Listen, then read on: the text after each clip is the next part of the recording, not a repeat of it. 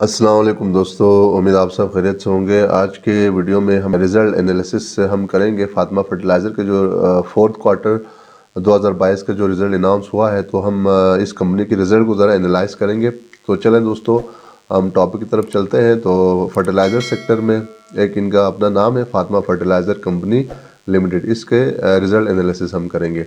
Fourth quarter में इनका जो सेल्स रहा है वो 53 बिलियन यानी 53 अरब का जो है इनका सेल्स रहा है। ये as compare to quarter one और क्वार्टर टू क्वार्टर थ्री के मुकाबले में सेल्स इनका बहुत ज़बरदस्त रहा है, शानदार रहा है। तो ये हर क्वार्टर के हिसाब से कंटिन्यूसली इनका जो सेल्स है उसमें इंक्रीमेंट जो है वो आ रही है। तो ये एक पॉजिटिव फैक्टर है फातिमा फर्टिलाइज़र के लिए कि एनुअली और क्वार्टरली जो है इनके जो सेल्स है उसमें इजाफा हो रहा है। तो फर्स्ट क्वार्टर के मुकाबले में अगर हम देखें तो इनका जो सेल्स है वो अच्छा खासा हुआ है।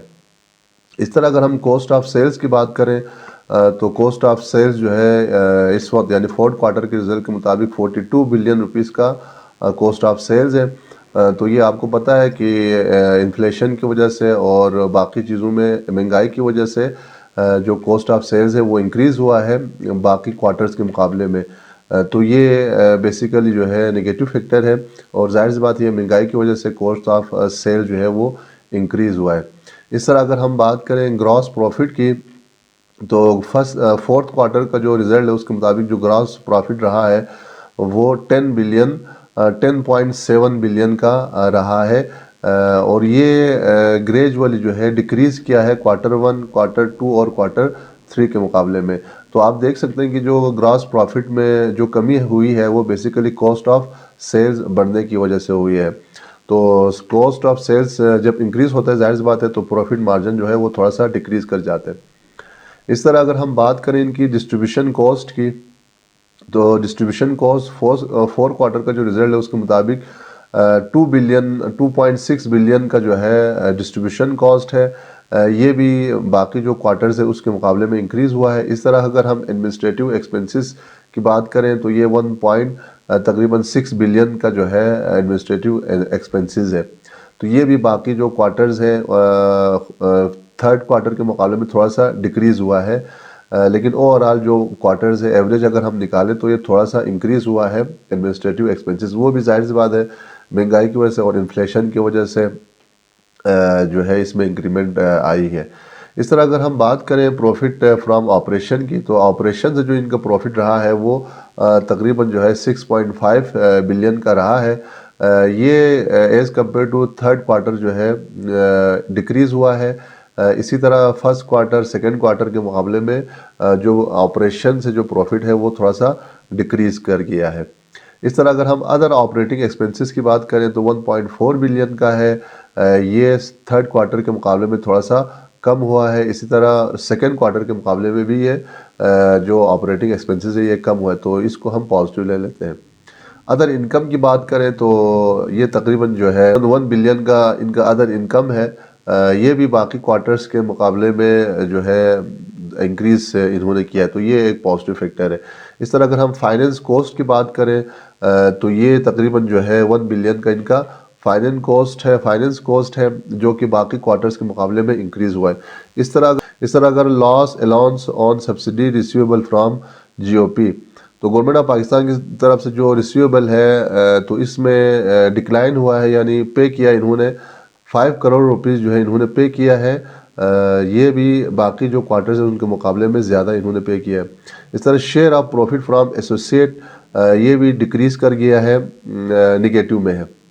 अच्छा जी, इस तरह अगर हम बात करें प्रॉफिट बिफोर टैक्सेशन की, तो टैक्स से पहले जो है इनका जो प्रॉफिट रहा है फोर्थ क्वार्टर में ये 4.7 तकरीबन 4.8 बिलियन रुपीस का रहा है। ये जो है तकरीबन थर्ड क्वार्टर के मुकाबले में डिक्रीज़ कर गया है और जाहिर सी बात है इसमें हमने देखा कि कॉस्ट ऑफ सेल्स इनका इंक्रीज़ हुआ है, बाकी एक्सपेंसेस भी इन्फ्लेशन की वजह से इंक्रीज़ हुआ है। तो इस वजह से प्रॉफिट बिफोर टैक्सेशन जो है ये थोड़ा सा डिक्रीज़ कर गया है थर्ड क्वार्टर के मुकाबले में। इस तरह फर्स्ट क्वार्टर और सेकंड क्वार्टर के मुकाबले में भी अगर हम प्रॉफिट बिफोर टैक्सेशन की बात करें तो ये डिक्रीज़ हुआ है। तो इन सब का जो बेसिक रीज़न है वो इन्फ्लेशन है, जिसकी वजह से मुख्तलिफ़ चीज़ों की जो कॉस्ट है वो इंक्रीज़ कर गया और कॉस्ट ऑफ सेल्स भी इंक्रीज़ कर गया है। इस तरह टैक्स की अगर हम बात करें तो बाकी क्वार्टर्स के मुकाबले में इन्होंने इस क्वार्टर में जो है टैक्स जो है कम दिया है। ज़ाहिर सी बात है प्रॉफिट कम होगा तो उसी हिसाब से भी टैक्स देना होता है, तो इस वजह से। अच्छा जी, प्रॉफिट आफ्टर टैक्सेशन की बात करें तो उस सूरत में यहाँ पे जो है फातिमा फर्टिलाइज़र का जो प्रॉफिट आफ्टर टैक्सेशन बन रहा है वो 4.2 बिलियन रुपीज़ का बन रहा है, जबकि थर्ड क्वार्टर में 4 बिलियन का था और इसी तरह से फर्स्ट और सेकंड क्वार्टर में, फर्स्ट क्वार्टर में इनका 5 बिलियन का था और सेकंड क्वार्टर में ये डिक्रीज़ कर गया है। तो ग्रेजुअली जो है जो प्रॉफिट आफ्टर टैक्सेशन है उसमें थोड़ी सी इंक्रीमेंट आई है। इस दफ़ा इनका सेल्स तो बहुत अच्छा हुआ है, लेकिन कॉस्ट ऑफ सेल बढ़ने की वजह से प्रॉफिट आफ्टर टैक्सेशन वो भी थोड़ा सा डिक्रीज़ कर गया। लेकिन ओवरऑल अगर हम प्रॉफिट आफ्टर टैक्सेशन की बात करें तो ये ग्रेजुअली इसमें इंक्रीमेंट आ रही है। अच्छा जी, ईपीएस की अगर हम बात करें तो 2022 का जो फर्स्ट क्वार्टर है उसमें 2.71 रुपीज़ पर शेयर था, सेकेंड क्वार्टर में 0.07 रुपीज़ पर शेयर, थर्ड क्वार्टर में 1.93 रुपीज़ पर शेयर, जबकि फोर्थ क्वार्टर में जो रिसेंटली अनाउंस हुआ है उसमें 2.02 रुपीज़ पर शेयर। तो अगर हम एवरेज देखें तो इसका जो ईपीएस है फातिमा फर्टिलाइज़र का वो ग्रेजुअली इंक्रीज़ कर रहा है। तो ये बेसिकली इनका इनकम स्टेटमेंट था फोर्थ क्वार्टर का जो रिज़ल्ट इन्होंने अनाउंस किया, और बाकी जो 3 क्वार्टर है उनका भी रिज़ल्ट हमने आपके साथ शेयर किया। इसी तरह अगर हम कैश पे आउट की बात करें, डिविडेंड की बात करें तो रिसेंट क्वार्टर में जो इन्होंने अनाउंस किया है 3 अप्रैल को अनाउंस हुआ है, 3.5 रुपीज़ का 3.5 रुपीज़ का इन्होंने डिविडेंड अनाउंस किया है। इसका जो एक्स डेट है वो अभी नहीं आया है, 18 अप्रैल तक जो है आप इसमें बाइंग कर सकते हैं, तो 18 अप्रैल को इसका एक्स डेट है। जबकि 2022 में इन्होंने 3.5 रुपीज़ का डिविडेंड दिया है, 2021 में 2.5 रुपये का दिया है, जून 2020 में 2 रुपीज़ का, 2019 में 1.75 रुपीज़, 2018 में 2.25 रुपीज़, 2017 में 2 रुपीज़ और 2016 में 1.25 रुपीज़, जबकि 2015 में 2.75 रुपीज़।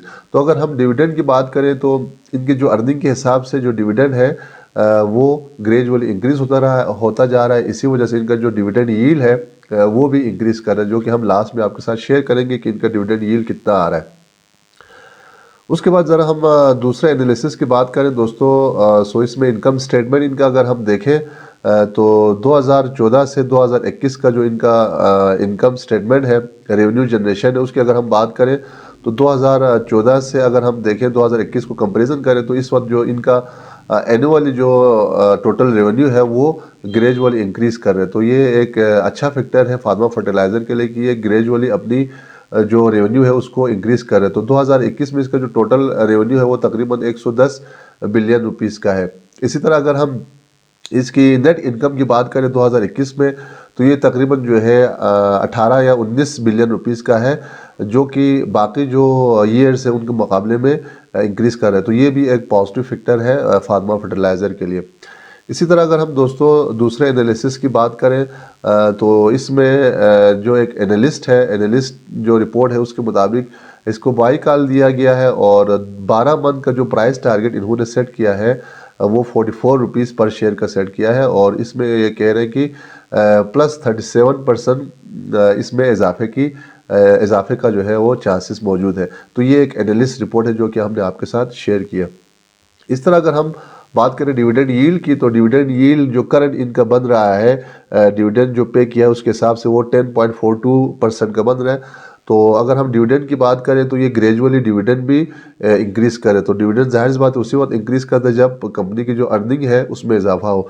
तो ये भी एक पॉजिटिव फैक्टर है फातिमा फर्टिलाइज़र के लिए। तो दोस्तों ये था फातिमा फर्टिलाइज़र से रिलेटेड इसकी जो रिज़ल्ट थी उसको हमने एनालाइज़ किया। हमारा जो मकसद है वो एजुकेशनल पर्पज़ है, बाकी कंपनी में इन्वेस्ट करना या नहीं करना वो आपके ऊपर है। आप अपने रिसर्च इसमें शामिल करके आप इसमें इन्वेस्ट कर सकते हैं। तो रिसेंट जो क्वार्टर है उसका रिज़ल्ट हमने आपके साथ शेयर किया, और कंपनी का अगर हम एनालिसिस करें तो कंपनी की जो अर्निंग है वो बहुत ज़बरदस्त तरीके से इंक्रीज़ हो रही है, और फर्टिलाइज़र सेक्टर में इनका अपना एक नाम है। तो ग्रेजुअली ये इन्वेस्टमेंट के लिए एक अच्छी कंपनी साबित हो सकती है आने वाले वक्तों में, लॉन्ग टर्म के लिए, लॉन्ग टर्म इन्वेस्टमेंट के लिए और पैसिव इनकम के लिए जो है ये एक अच्छी कंपनी साबित हो सकती है। और ये हर साल रेगुलरली एक दफ़ा जो है डिविडेंड पे करता है। तो दोस्तों ये था आज का वीडियो फातिमा फर्टिलाइज़र के रिज़ल्ट के हवाले से। उम्मीद है वीडियो आपको अच्छी लगी होगी। तो चैनल पे जो नए दोस्त हैं उनसे गुजारिश आप चैनल को लाइक करें, सब्सक्राइब करें और शेयर करें ताकि हम इसी तरह की वीडियोस आपकी खिदमत में लाते रहें। मिलते हैं अगले वीडियो में एक और नए टॉपिक के साथ, तब तक हमें इजाज़त दीजिए। अल्लाह हाफ़िज़।